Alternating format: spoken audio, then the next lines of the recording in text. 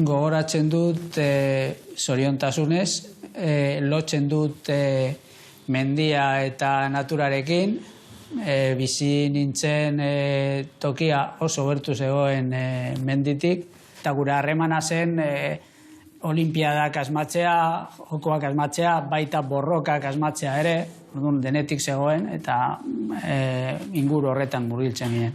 Desde luego ha sido un barrio siempre luchador. El barrio en realidad, pues hombre, estaba mal, pero estábamos unidos. Siempre ha sido un barrio que, desde luego, ha trabajado por todos. Jabotxa hauek ziren zuen etxeak?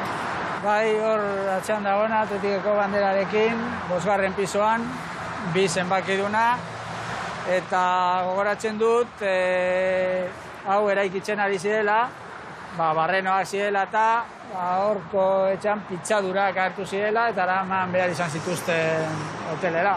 Pisonadorak, kamioiak, langileak, beko partean ari zirenean, somatzen zen zarata etorri bazetorrela, ezta?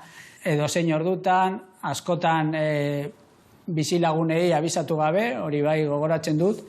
Hemen argi ikusten dugu nola autopistak zuen auzoa mozten duen. Baina eske zuen kasuan, familia bera zatitu zuen autopistak, zergatik? Lehen atzeko partean bizi ginen Artazubekoan, gero Filomena Baldezatera pasa ginen, horko etxeetara, eta... Aiton Amonek segitzen zuten? Hori da, segitzen zuten hor, eta bizitatzeko egin behar izaten genuen kriston aleginak, pasarela hau ez zegoen, edo zegoena nahiko prekarioa zen, nahiko egoera kaskarrean, eta amak esaten zigun beti hortik, beheko partetik joan behar genuela. Cuando empezaron las obras, casualidad, mis padres ya me necesitaban más. Cuando ya una parte estaba hecha, nos pusieron una pasarela, pero una pasarela de pena, que pasabas y te tenías que agarrar, porque si llovía un poco ya te resbalabas y algunas veces te daba la impresión de que te ibas a caer. Lehen oso erraza zen, landa batetik zehar joatea, albo batetik bestera, edo lagunak ikustera, ze lagunak ere hor geratu ziren, baina autopista eraiki zutenetik eta pasarela hau tajuz egin zuten arte oso zaila zen. Separó a muchísimos de distintas partes de los barrios. A mí me dividió totalmente la familia. Nire amak erabaki zuen aitit eta mamaren gana berriro bizitzera joan, eta hor osatu genuen berriro Max anaien kamarotea, eginen lau, anai arrebak, gurasoak, aitit eta mama 8, oso leku txikian. Sin las obras de la autopista, y yo no hubiera tenido que ir donde ellos. Simplemente atendería e iría, pero como era tal la distancia y como os digo, la forma de tener que pasar allí. Argiaten dizkit zalantzak eta zorrak,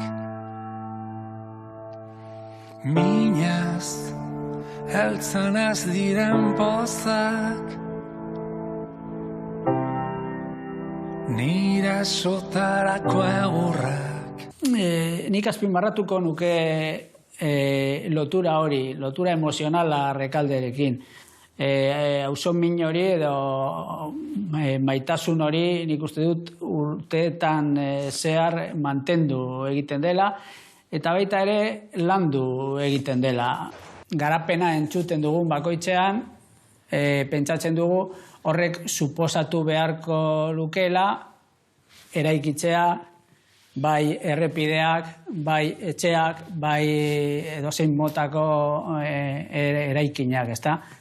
Eta nik beste aldera begiratzen dut eta pentsatzen dut garapenak identifikatu beharko genukela bizimodu hobeago batekin. Hor dago koska nire ustez. Ez da hain erraza garapenaren alde edo kontra egotea. Garapenak alde onak eta txarrak ditu. Baina nik uste dut garapena ona dela ahalik eta jende gutxien kaltetzen denean, edo pertsona gutxien kaltetzen denean. Udazkenean orbe